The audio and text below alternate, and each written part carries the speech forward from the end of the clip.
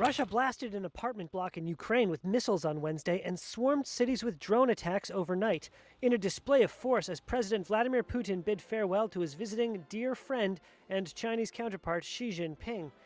Security camera footage captured the moment a Russian missile slammed into the side of an apartment building in the Ukrainian city of Zaporizhia.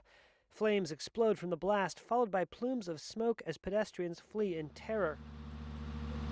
Reuters journalists filmed the aftermath of the shattered building. Resident Ivan Nalivaiko said, "When I got out, there was destruction, smoke, people screaming, debris. Then the firefighters and rescuers came." 81-year-old Alexandra Pavlova said she was lucky she made it to the hallway after the blast destroyed her home.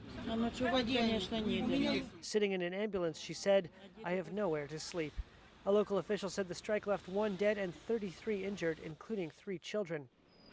And at a hospital outside Kyiv, a teacher is treated for burns from a Russian strike on a dormitory. When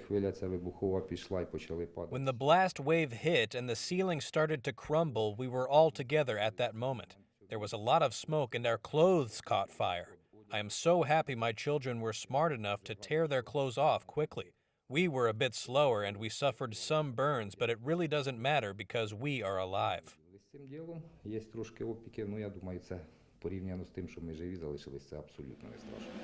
bombardment came as Xi wrapped up his visit to Moscow.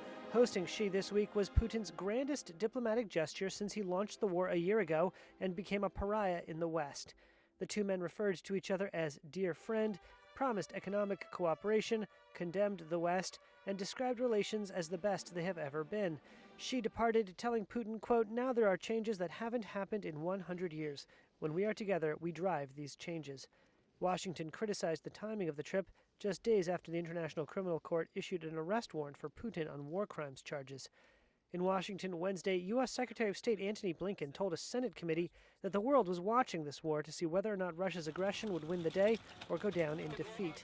The stakes in Ukraine go well beyond Ukraine. I think if China is looking at this, and they are looking at it very carefully, they will draw lessons for how the world comes together or doesn't to stand up to this aggression. Despite the bloodiest fighting of the war, which both Ukraine and Russia describe as a meat grinder, the front line has barely moved for 4 months.